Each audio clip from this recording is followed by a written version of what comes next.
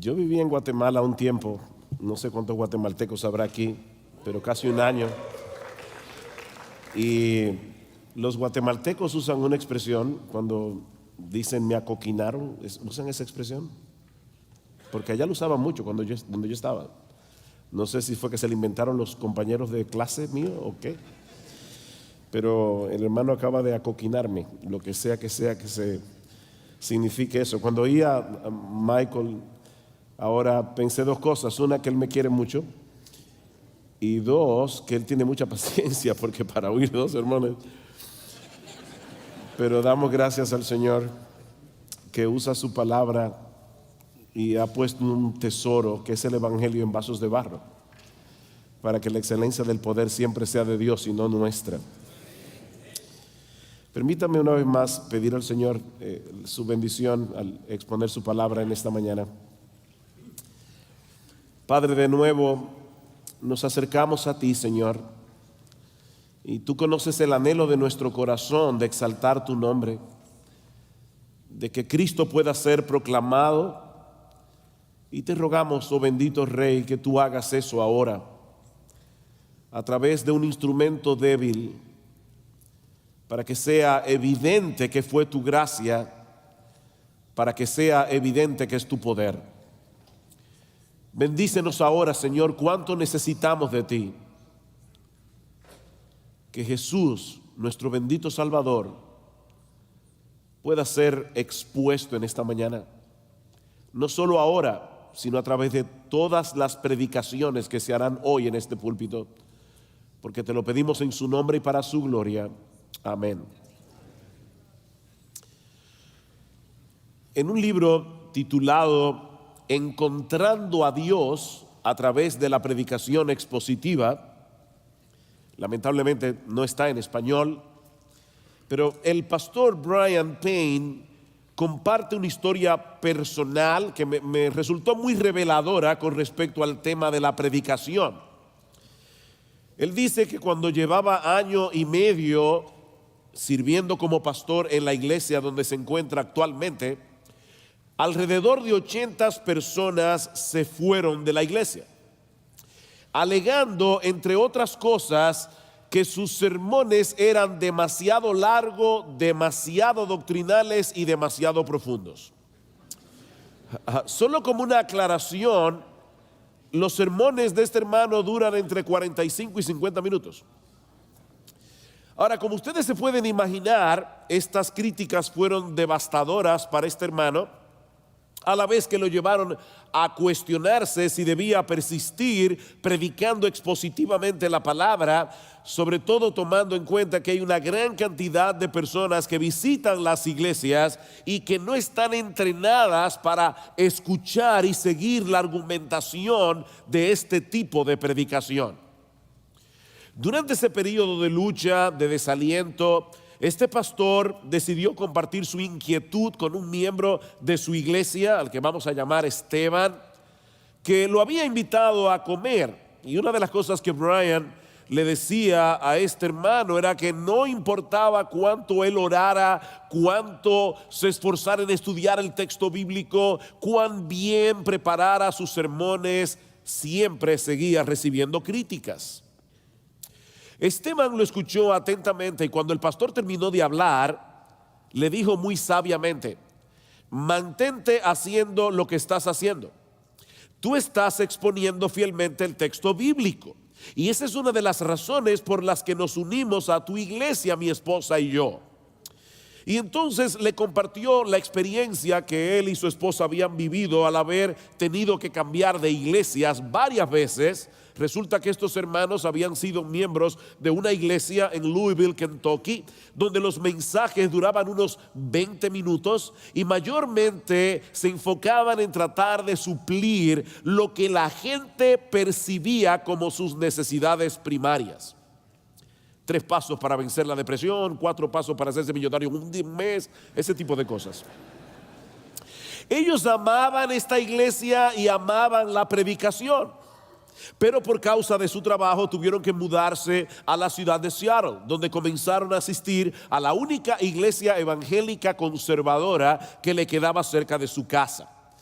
Cuando asistieron el primer domingo, les encantó la iglesia, los programas, la gente, excepto por una cosa: la predicación del pastor.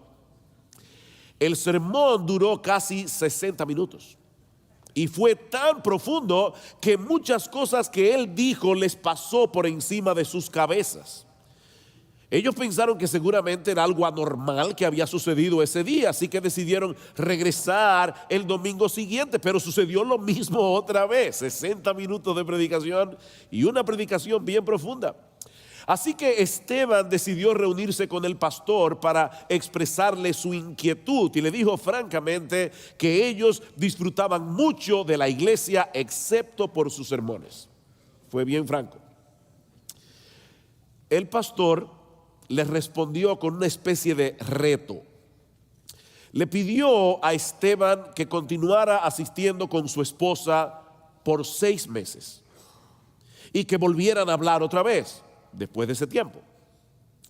Su argumento fue que al exponerse a ese tipo de predicación durante 6 meses, era muy probable que la palabra produjera tal efecto en sus vidas que tanto él como su esposa iban a ser capaces de procesar y dirigir y digerir sus sermones. Y Esteban le dice ahora a Brian Payne, y eso fue precisamente lo que sucedió. Después de un periodo de 6 meses, nuestro apetito por la palabra de Dios comenzó a crecer a pasos agigantados. Al final de ese tiempo, no solo estábamos procesando sus sermones, sino que estábamos hambrientos de más. Nos estábamos deleitando en los mensajes de este pastor. Pero la historia no termina allí. 5 años después de haber estado en Seattle, la empresa volvió a mover a Esteban hacia Louisville, Kentucky. Y obviamente, ¿a qué iglesia ustedes creen que ellos iban a ir? A la iglesia de la que eran miembros al principio. Pero algo extraño sucedió. Después de haber estado escuchando la predicación por 5 minutos, Esteban y su esposa se dieron cuenta que ellos habían adquirido un paladar espiritual diferente. Ahora anhelaban escuchar otra cosa. Anhelaban escuchar algo más profundo. Ellos querían escuchar una exposición de la palabra de Dios. Esteban y su esposa habían sido transformados por la fiel exposición de la palabra. Su perspectiva de lo que era un servicio de adoración había cambiado de una preocupación egoísta por su bienestar privado a una adoración del Dios viviente. Ahora tenían un deseo genuino de conocer cada vez más acerca de Dios, acerca del carácter de Dios, acerca de la voluntad de Dios, acerca de las obras de Dios. Mis hermanos, ese es el resultado de exponerse domingo tras domingo a ese tipo de predicación en la que el texto bíblico es explicado y aplicado con fidelidad por un hombre llamado por Dios a predicar su palabra. Es a eso que llamamos predicación expositiva. Ese tipo de predicación en la que el predicador expone lo que el texto bíblico realmente dice. No lo que él cree que dice, no lo que la iglesia quisiera que el texto dijera, sino lo que el Espíritu Santo quiso realmente comunicarnos en ese pasaje de las Sagradas Escrituras. Mark Dever define ese tipo de predicación como la predicación en la que el punto principal del texto bíblico viene a ser el punto principal del sermón que se predica. Eso es predicación expositiva. Es ese tipo de predicación en la que el punto principal del texto bíblico es el punto principal del sermón que se predica.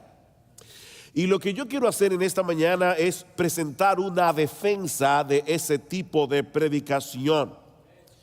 Y debo reconocer, por justicia, que estoy siguiendo muy de cerca el proceso de argumentación de Brian Payne en el libro que acabo de citar. ¿Por qué necesitamos con urgencia recuperar la predicación expositiva en nuestras iglesias?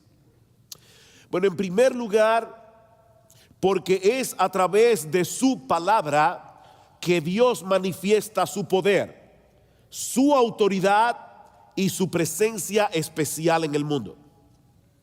Es a través de su palabra que Dios manifiesta su poder, su autoridad y su presencia especial en el mundo. El poder omnipotente de Dios se manifiesta a través de su palabra. Mis hermanos, Dios actúa hablando. Todo lo que Él hace, lo hace por medio de su palabra. Lean Génesis 1. En el principio, Dios dijo: sea la luz. ¿Y qué pasó? Fue la luz. Así de simple. Nuestro Dios es capaz de traer a la existencia cosas que no existían únicamente por su palabra. Por la palabra de Jehová fueron hechos los cielos, dice el salmista en el Salmo 33, versículo 6, y todo el ejército de ellos por el aliento de su boca. Y el autor de la carta a los Hebreos nos dice en Hebreos capítulo 11 versículo 3 que por la fe entendemos haber sido constituido el universo por la palabra de Dios, de modo que lo que se ve fue hecho de lo que no se veía. Él habló y una cantidad ilimitada de seres y de cosas vinieron a la existencia, desde estrellas gigantescas hasta pequeños virus como el que yo tengo en este momento, que no se ve, pero que afecta el cuerpo. La creación es una prueba contundente del inmenso poder que se desata cuando la palabra de Dios es hablada por Dios. Y debemos tomar en cuenta, mis hermanos, que el universo así de grandioso como es, no es más que una pequeña muestra de lo que Él es capaz de hacer cuando habla.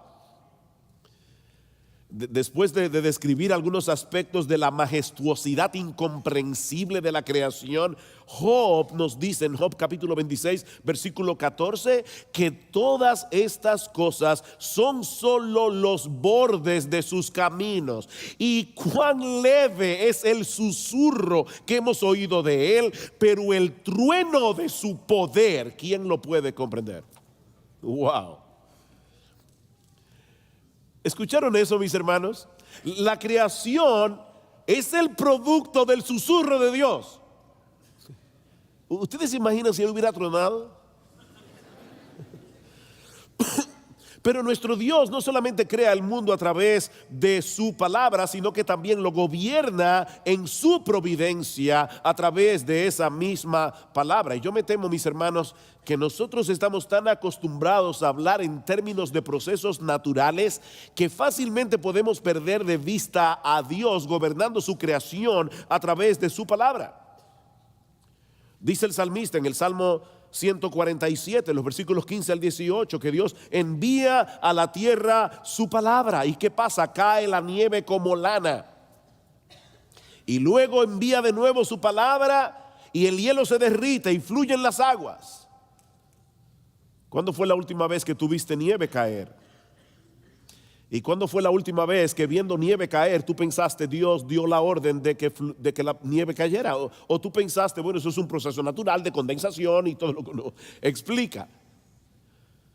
Me encanta como lo dice David en el Salmo 29, voz de Jehová sobre las aguas, truena el Dios de gloria.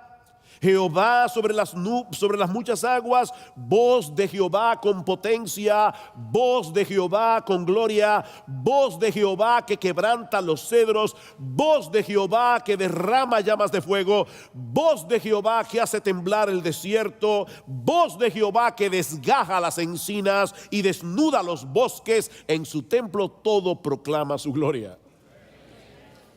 La voz de Dios pone en movimiento la rueda de su omnipotencia.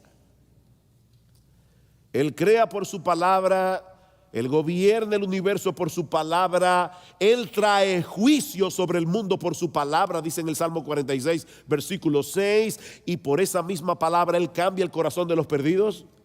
Él crea la iglesia, Él nutre y edifica a los creyentes. Por eso Pablo en Hechos capítulo 20 versículo 32, en el discurso que dio a los ancianos de Éfeso, les dice: y ahora os encomiendo a la palabra de gracia, la cual tiene poder para sobreedificaros y daros herencia entre los santificados. Es la palabra de Dios la que produce la regeneración, es la palabra de Dios la que crea la iglesia, es la palabra de Dios la que edifica a los creyentes. Pastores, predicadores que están aquí, no es tu opinión y la mía la que va a hacer eso, es la palabra de Dios. Pero Dios no solo manifiesta su poder por medio de su palabra, sino también su autoridad. Su autoridad, la palabra de Dios viene con la autoridad de Dios. Hace unos meses largos atrás, invitamos a un joven predicador, buen predicador, a predicar la palabra en nuestra iglesia. Pero él estaba un poco nervioso.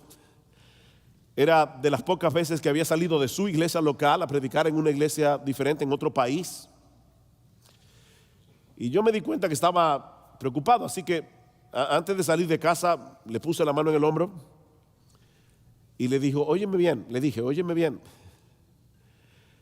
tú vas a predicar la palabra de Dios, así que súbete al púlpito de nuestra iglesia como un embajador del Rey del universo. No tienes nada que temer. Tú vas a hablar en su nombre, no en el tuyo. Él me miró y me dijo: si antes estaba nervioso, ahora estoy más nervioso. Pero lo cierto es, mis hermanos, que lo peor que puede hacer un predicador es subirse en un púlpito a pedir excusas. Nosotros predicamos con autoridad, no porque tenemos autoridad, porque la Biblia que predicamos tiene autoridad. Nos sometemos al Señor sometiéndonos a su palabra, y de la misma manera el que se rebela contra la palabra se rebela contra Dios, no contra el predicador, contra Dios. Eso fue lo que sucedió en el huerto del Edén. Dios creó al hombre, lo colocó en el huerto del Edén y le dio una orden, le dio un mandato: de todos los árboles del huerto podrás comer, mas del árbol que está en medio del huerto, el árbol de la ciencia del bien y del mal, no comerás, porque el día que de él comieres, ciertamente morirás. Génesis capítulo 2 versículo 17. La vida y la muerte de Adán y Eva dependían de su obediencia a la palabra de Dios. Y como todos sabemos, Adán y Eva pecaron y de ese modo quebrantaron la relación que disfrutaban con el Señor en el huerto del Edén. Y a partir de ese momento, su única esperanza era que Dios cumpliera la promesa de su palabra en Génesis capítulo 3 versículo 15, que Él enviaría un Salvador nacido de mujer, que luego resultó que ese Salvador no sería otro que su palabra encarnada.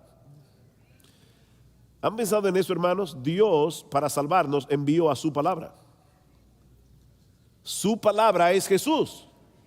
Es de eso que se trata toda la Biblia, de que Dios al final de la historia iba a enviar su palabra encarnada. En el principio era el verbo era con Dios y el verbo era Dios, y este verbo fue hecho carne, Juan 1:14, y vimos su gloria como del unigénito del Padre, lleno de gracia y de verdad. Dios envió su palabra con la que Él creó el mundo, con la que Él sostiene el universo. Dios envió a su palabra a salvarnos. A través de todo el Antiguo Testamento, Dios habló con autoridad a través de los profetas, pero el Señor Jesucristo es su declaración final. Él es la revelación final de Dios. Hebreos capítulo 1, versículo 1, Dios, habiendo hablado muchas veces y de muchas maneras a los padres por los profetas, en estos postreros días nos ha hablado por el Hijo, a quien constituyó heredero del universo y por quien Él sostiene todas las cosas, el Hijo.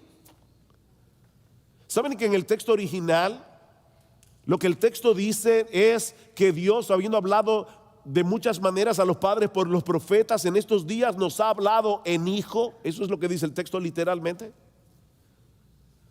Uno de los problemas que muchos de ustedes tienen viviendo en este país es que ustedes hablan español, pero muchos de sus hijos se acostumbran a hablar inglés, Y ahora uno dice, bueno, el idioma en el que yo me expreso mejor es en español, pero mi hijo, el inglés, es el idioma en que él se expresa mejor. Bueno, mis hermanos, lo que dice el autor de la carta a los Hebreos es que el mejor idioma en que Dios se expresa es en hijo.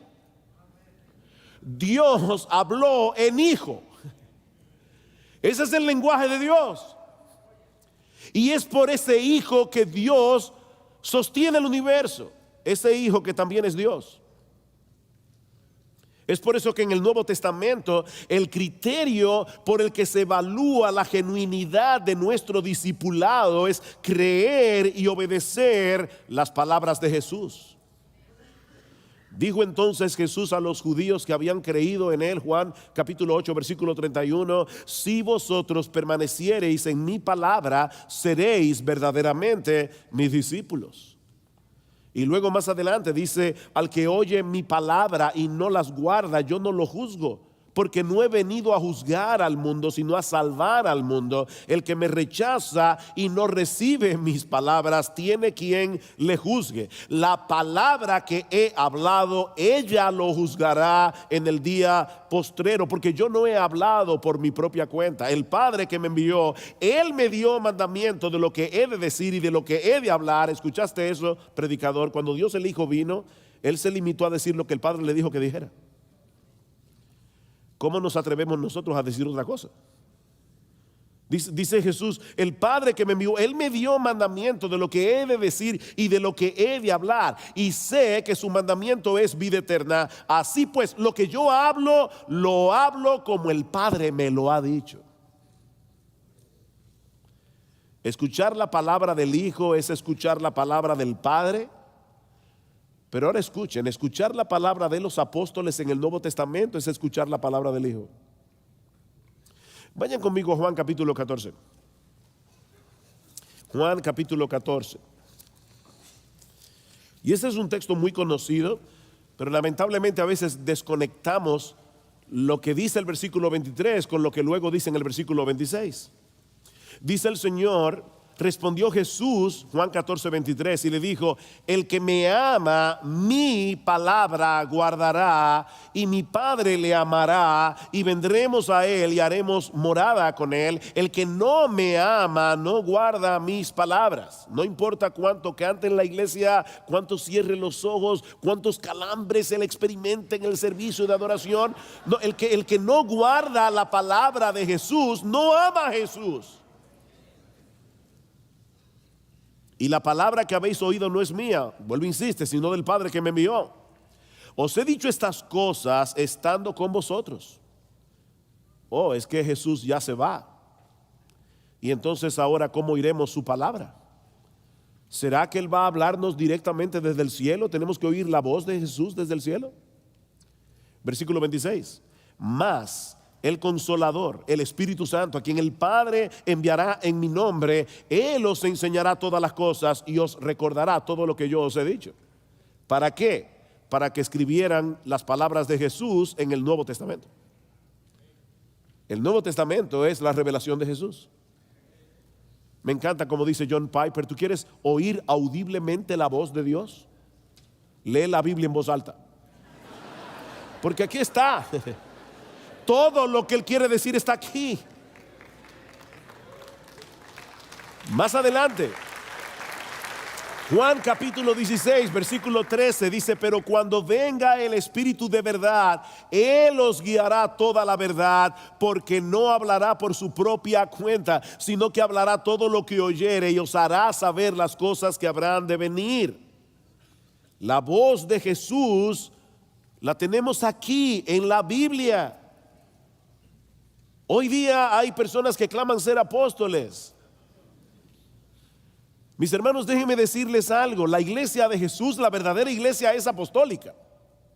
Pero es apostólica no porque tenga apóstoles. Es apostólica porque está fundamentada, como dice Pablo en Efesios capítulo 2, versículo 20, sobre el fundamento de los apóstoles y profetas revelado aquí en este libro. Lo que pasa es que hay personas que les fascinan los títulos. Parece que ser pastor no es suficiente. Ahora son apóstoles. Mañana van a ser, bueno, ya hay patriarcas también. Yo no sé cómo las esposas lo aguantan, pero hay patriarcas. Mañana serán arcángeles. Pero la verdadera iglesia apostólica es la que está fundamentada en el Nuevo Testamento. Ahora, Dios no solamente manifiesta su poder y su autoridad a través de su palabra, sino también su presencia personal en el mundo. Mis hermanos, donde está la palabra de Dios, Dios está allí. Es a través de su palabra. Es por eso que en la Biblia se equipara la presencia de Dios con la presencia de su palabra. Por ejemplo, en Deuteronomio capítulo 4, versículo 7, para que lo anoten y lo busquen luego, dice que Dios es un Dios cercano a Israel. Dios está cerca de Israel, dice en el Antiguo Testamento. Sin embargo, en el mismo libro de Deuteronomio, en el capítulo 30, los versículos 11 al 14, y casi en los mismos términos, Moisés afirma que la palabra de Dios está cerca de Israel. Dios está cerca de Israel porque la palabra de Dios está cerca de Israel. Ahora, ¿saben qué es lo más glorioso, lo más fantástico de esto? Que más adelante el apóstol Pablo en Romanos capítulo 10, versículos 6 al 8, cita ese pasaje de Deuteronomio capítulo 30 para decir que Jesús está cerca de la iglesia. Wow.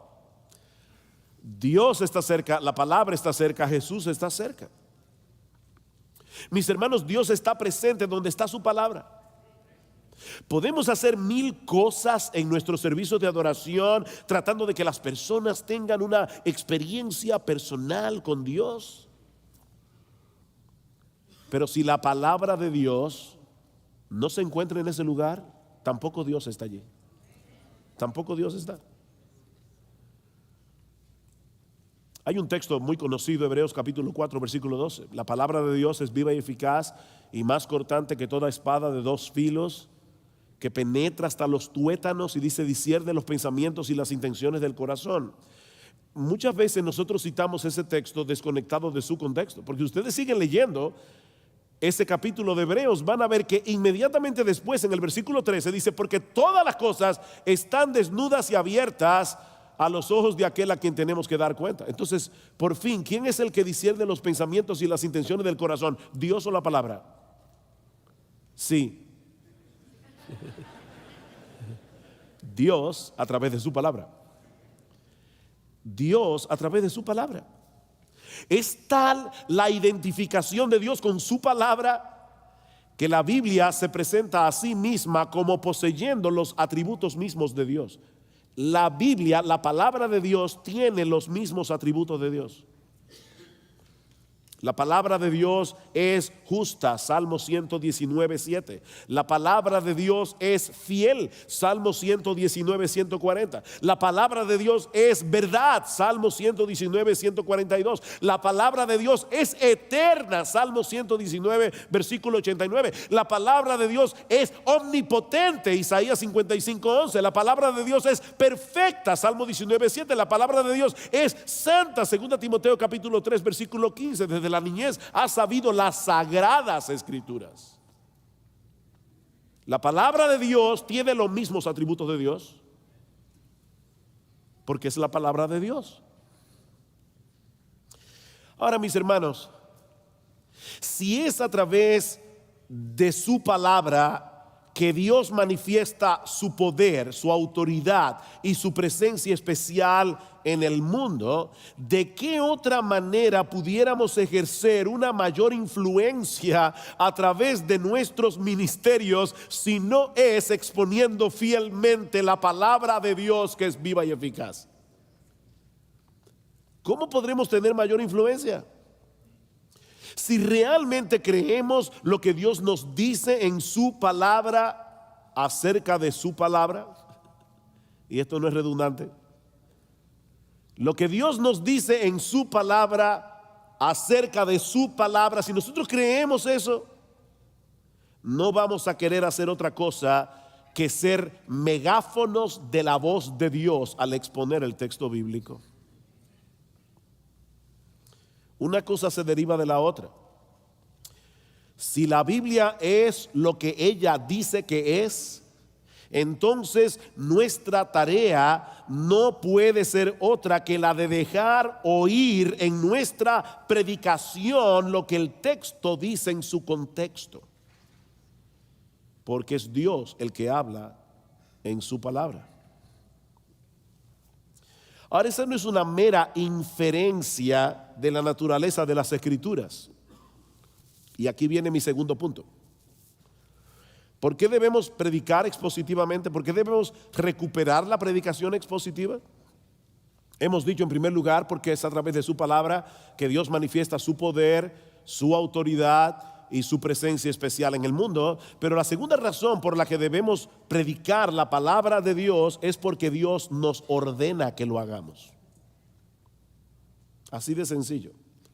Dios nos ordena que prediquemos la palabra de Dios. Vayan conmigo, por favor, al capítulo 3 de la segunda carta de Pablo a Timoteo.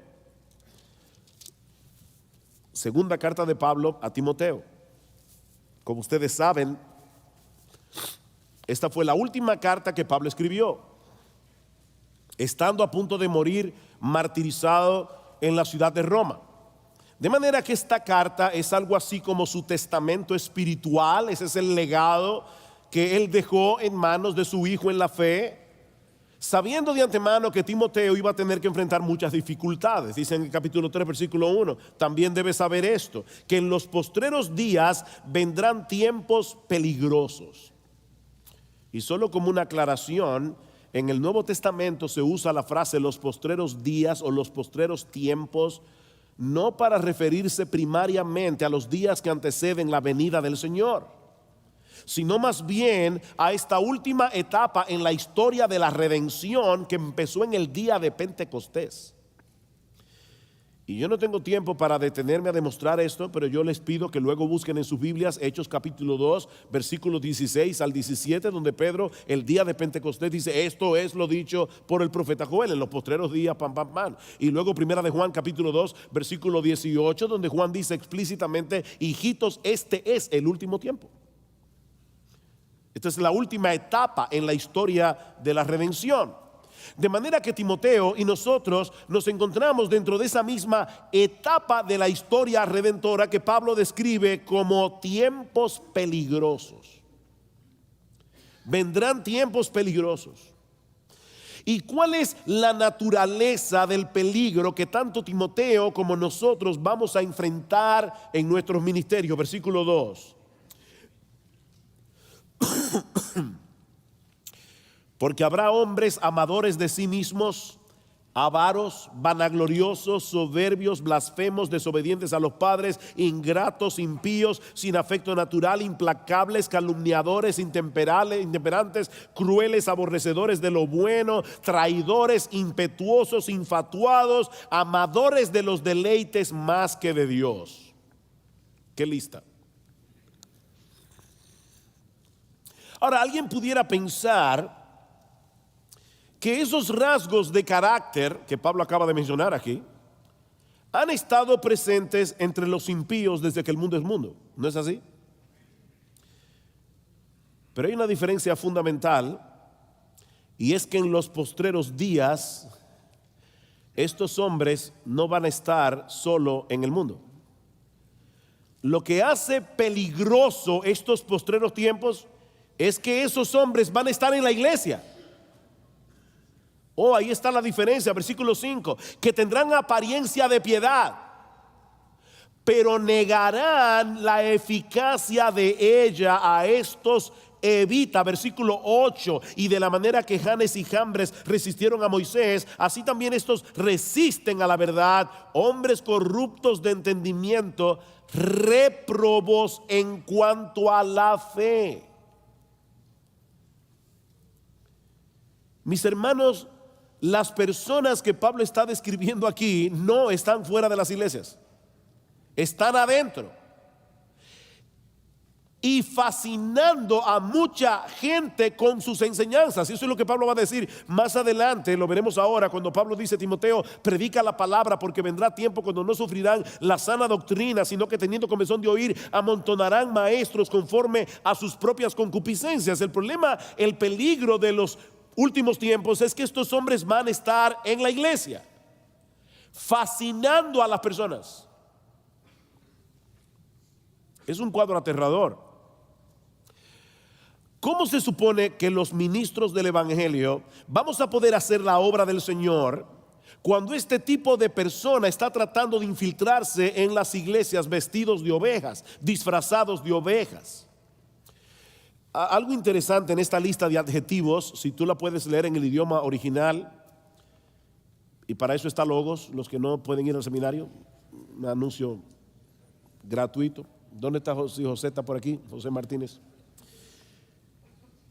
Si tú lees esa lista en el idioma original, te vas a dar cuenta que la lista comienza con dos palabras que poseen el prefijo philos, que significa amor.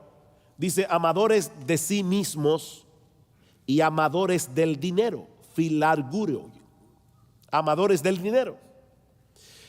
Pero la lista termina con otras dos palabras que tienen el mismo prefijo. Eso no se ve en español, pero dice amadores de los deleites en vez de ser amadores de Dios.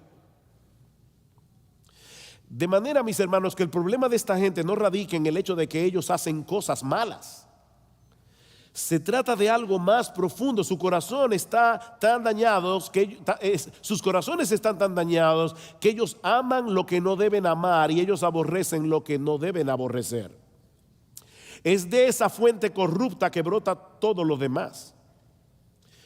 Y de hecho, de paso, ¿saben por qué mucha gente prefiere seguir las enseñanzas de hombres como estos en vez de seguir las enseñanzas de los predicadores fieles de la palabra de Dios? Porque sus corazones están tan dañados como el corazón de sus maestros. Es por eso que las iglesias de la prosperidad están llenas de gente.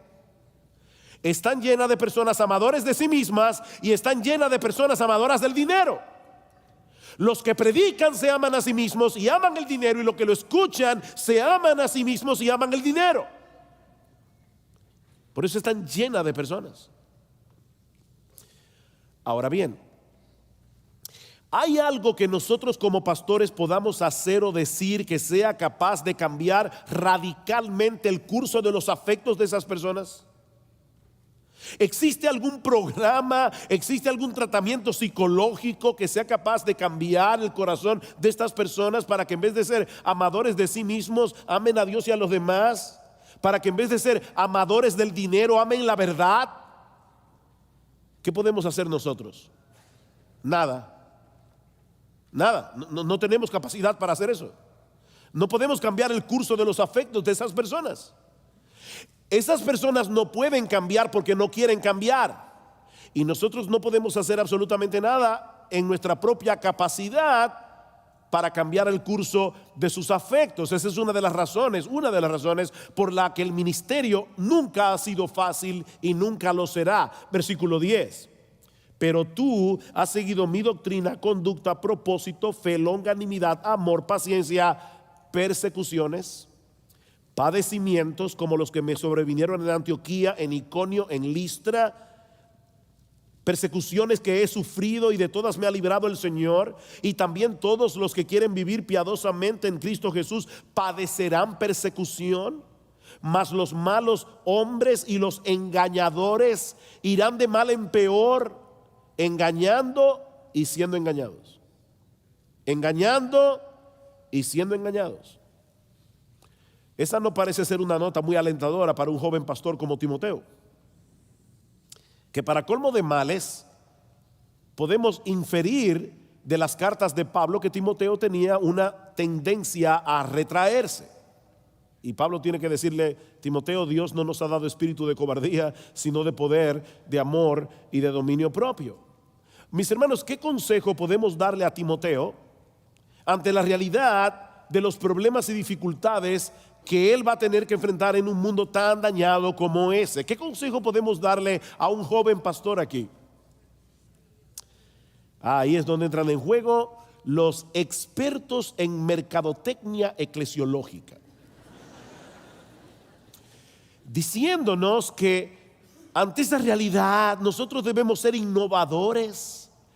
Debemos hacer el esfuerzo de que nuestras iglesias no se vean muy diferentes al mundo que las rodea, para que las personas, los incrédulos, se sientan lo más cómodo posible dentro de ella. Timoteo, si quieres ser relevante a la cultura a tu alrededor, vas a tener que adaptarte a los tiempos. Los hombres del siglo XXI son muy diferentes a los siglos que nos han precedido. Así que, Timoteo, tenemos que ser creativos si queremos alcanzarlos con el evangelio. Eso fue lo que Pablo le dijo a Timoteo, ¿verdad? No, ni en español, ni en griego, ni en inglés. No.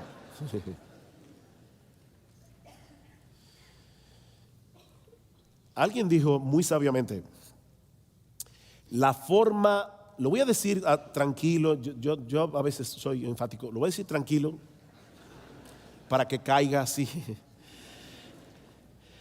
La forma más eficaz de alcanzar al mundo con el evangelio no es proveyendo a las personas las mismas cosas que ellos ya tienen en el mundo, sino más bien ofreciéndoles una alternativa que solo Dios puede dar: su palabra. Versículo 14. Pero persiste tú. ¿Ven el contraste? Timoteo, aquí están los falsos maestros, amadores de los deleites más que de Dios, amadores de sí mismos, amadores del dinero, y mucha gente que tienen ese mismo amor, van a seguir por montones a esa gente. Pero tú persiste en lo que has aprendido y te persuadiste. Sí, Timoteo, yo sé que la iglesia de la esquina está repleta de personas y la tuya parece que no crece, yo lo sé, pero persiste tú en lo que has aprendido y te persuadiste, sabiendo de quién has aprendido. Loida y Eunice, la madre y la abuela de Timoteo, eran mujeres piadosas que habían seguido la tradición de Israel de enseñar a la próxima generación la palabra de Dios. Me encantó en una entrevista que le hicieron a John Piper, que le preguntaron: ¿por qué tú crees que la Biblia es la palabra de Dios? Y él dijo: la primera razón es porque mi mamá me lo dijo. Mi mamá me lo enseñó así, y ella no me va a hacer mal. Timoteo le dice: recuerda de dónde tú has aprendido, también de mí, dice Pablo, y de tu mamá y de tu abuela, sabiendo de quién has aprendido. Y aquí vienen las razones que Pablo le da a Timoteo. Dice: persiste en eso, sabiendo que desde la niñez has sabido las sagradas escrituras, las cuales te pueden hacer sabio para la salvación por la fe que es en Cristo Jesús. Toda la escritura es inspirada por Dios y útil para enseñar, para redarguir, para corregir, para instruir en justicia, a fin de que el hombre de Dios sea perfecto, enteramente preparado para toda buena obra. Esa es la razón, Timoteo, por la que tú no debes seguir las novedades de los falsos maestros. Vendrán hombres malos, engañadores, que irán de mal en peor, engañando y siendo engañados. Pero en lo que respecta a ti, mantente firme, no te apartes de las convicciones doctrinales que hasta ahora te han dominado con respecto a la palabra de Dios. Y esto, Timoteo, por tres razones. En primer lugar, porque solo las sagradas escrituras tienen la capacidad de hacerte sabio para la salvación por la fe que es en Cristo Jesús. ¿Vieron en el versículo 15? Ningún otro libro del mundo puede hacer eso. La ley de Jehová es perfecta, que convierte el alma. Esas palabras del salmista siguen siendo tan vigentes hoy como cuando fueron escritas hace miles de años atrás. La ley de Jehová sigue siendo perfecta. La ley de Jehová convierte el alma, porque la ley de Jehová nos lleva a la fe que es en Cristo Jesús. En segundo lugar, Timoteo, debe mantenerte firme por el origen de la palabra. Toda la escritura es inspirada por Dios. Es la palabra de Dios que viene con el poder y la autoridad de Dios, como vimos ya. Y en tercer lugar, porque la escritura es suficiente para llevar a cabo el propósito para el cual Dios la inspiró: para enseñar, redarguir, corregir, instruir en justicia, para equipar al hombre de Dios para que pueda hacer la obra.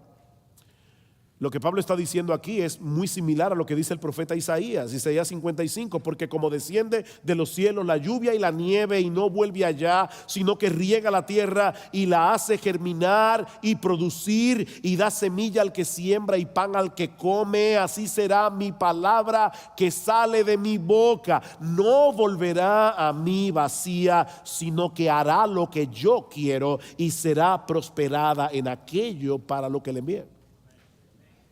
Qué glorioso. Predica la palabra porque Dios va a hacer con su palabra lo que Él quiera. No con la mía ni con la tuya, sino con la de Él, con su palabra. A la luz de esa realidad, ¿qué debemos hacer nosotros, los pastores y predicadores? Capítulo 4.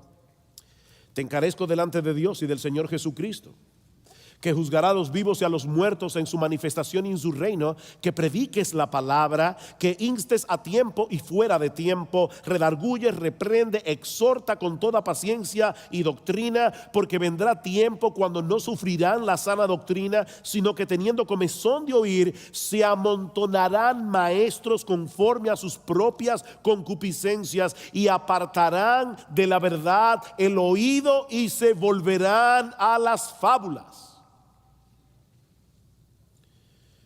¿Qué debe hacer Timoteo? Predica la palabra. Predica la palabra. Y de paso esa frase está en modo imperativo, lo que significa que no es una opción entre otras opciones, no es una sugerencia, es una orden. Dios nos manda a proclamar como heraldos la palabra de Dios. Eso es lo que significa la palabra predicar, es la palabra keruso, proclamar en alta voz como un heraldo. En los tiempos antiguos, los heraldos iban por las calles anunciando en alta voz la victoria de un rey, las nuevas políticas de un nuevo gobierno o la llegada del emperador. Bueno, eso es exactamente lo que nosotros debemos hacer como predicadores cristianos. Debemos predicar fielmente la palabra para dar a conocer la victoria del Rey Jesús. Es lo primero. Él venció en la cruz, como vimos ayer. Debemos anunciar como heraldos las políticas de su gobierno. Arrepiéntete, cree, vive en santidad, todo lo que dice el Nuevo Testamento. Y anunciar como heraldos la realidad de su segunda venida. Comentando acerca de este texto, alguien dice que la predicación de la palabra centrada en el evangelio es el único medio ordenado por Dios para preparar a los pecadores para la llegada de ese día. ¿Cuál día? El día de la segunda venida. Así que lo que Pablo está diciendo aquí es: Timoteo, los tiempos son peligrosos, los creyentes son perseguidos por causa de su fe, los engañadores irán de mal en peor, pero tú, Timoteo, predica la palabra a tiempo y fuera de tiempo. Es decir, cuando sea factible hacerlo, cuando sea peligroso hacerlo. Timoteo, aunque todo el mundo te diga que la predicación de la palabra ya dejó de ser relevante en una cultura dominada por los videos, predica la palabra. Predica la palabra. No sustituyas la predicación de la palabra en la iglesia absolutamente por nada. Quita los títeres, Timoteo. Saca los payasos. ¿Saben que hay iglesias que tienen payasos? Y hay predicadores que son unos payasos aunque no estén disfrazados.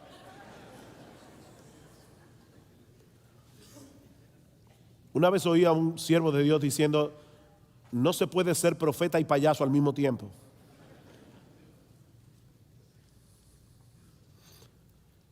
Predica la palabra, redarguye, reprende, exhorta con toda paciencia y doctrina. Y la paciencia es necesaria, mis hermanos, por dos razones. En primer lugar, porque los cambios no se producen de la noche a la mañana. Los pastores a veces quieren, ya predicaron del amor y todos se aman. Ya predicaron del chisme, nadie chismea. No, eso no funciona así. No funciona así. Los cambios no se producen de la noche a la mañana. Pero la segunda razón por la que Pablo nos dice que debemos tener paciencia es por lo que dice en el versículo 3. Dice: porque vendrán tiempo cuando no sufrirán la sana doctrina. Por eso debemos tener paciencia.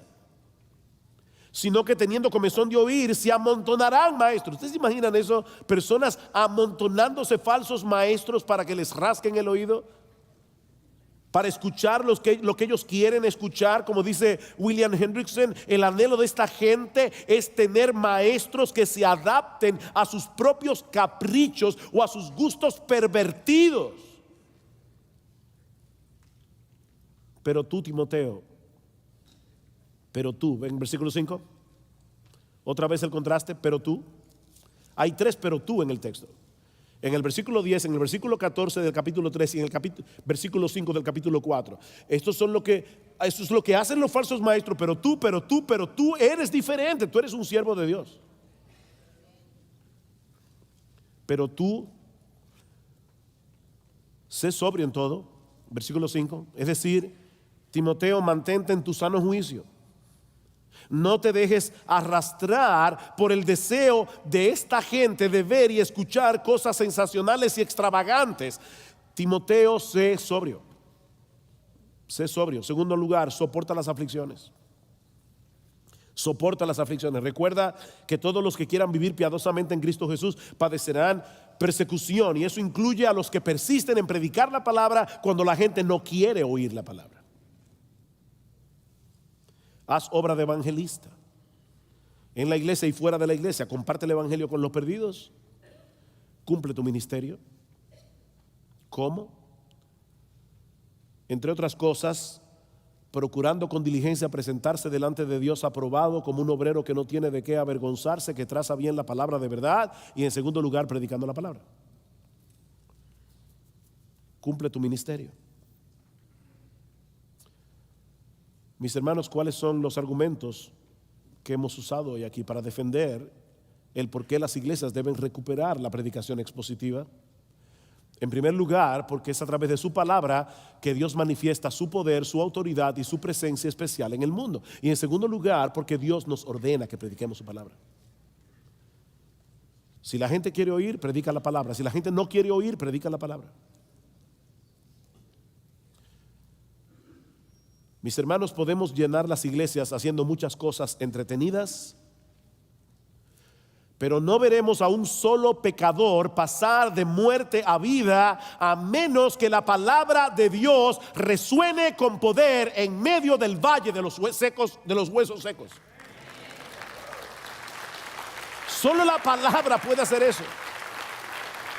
Pastor, que estás aquí en esta mañana, si tú quieres la bendición de Dios sobre tu ministerio, entonces predica la palabra a tiempo y fuera de tiempo. Al final de cuentas, lo que el Señor evaluará de tu ministerio en aquel día no es el número de personas que vengan a escucharte cada domingo, no es la cantidad de sermones reproducidos en YouTube.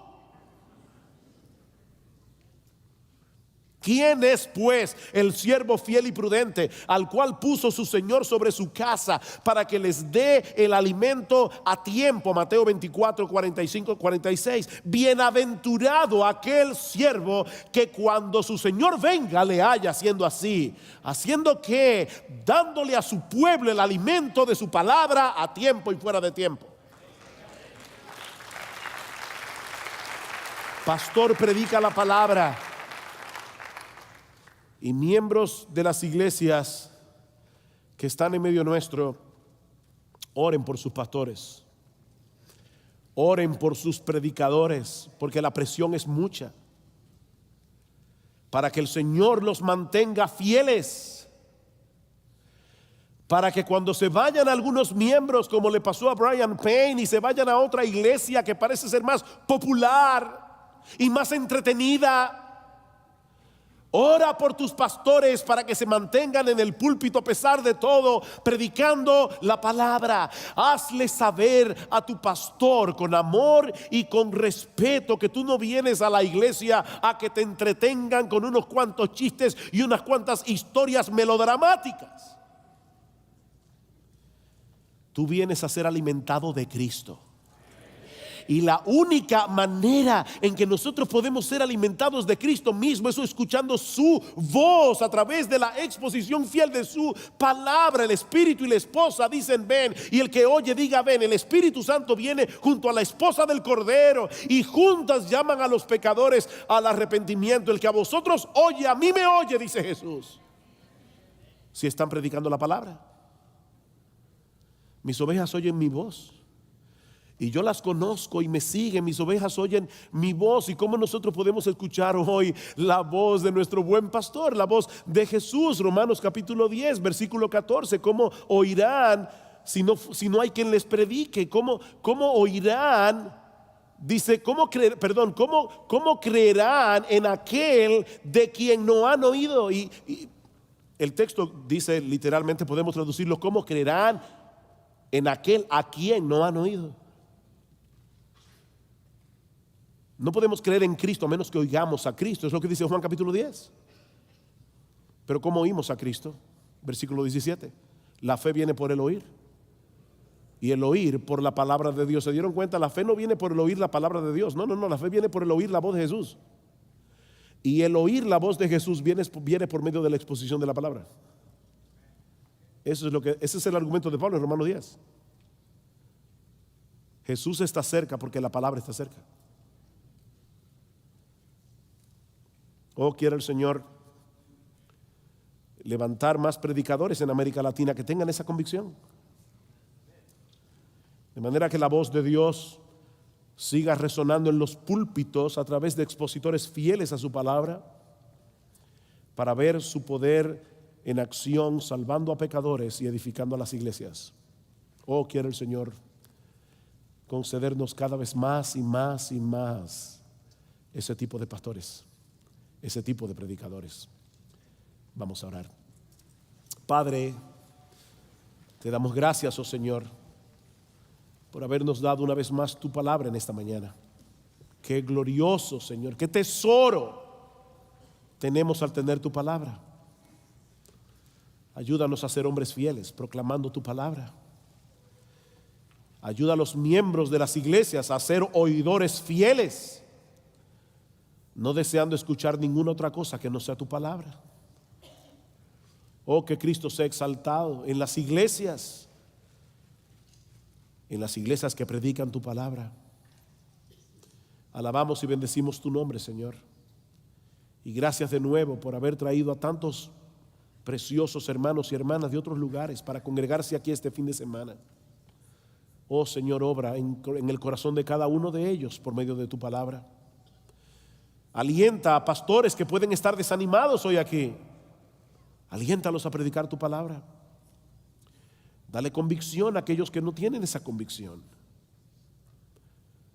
Padre, multiplica las iglesias sanas en Estados Unidos, en toda América Latina, para la gloria de tu santo y bendito nombre y del Cordero que fue inmolado pero que resucitó, a quien damos toda gloria, toda honra, todo honor,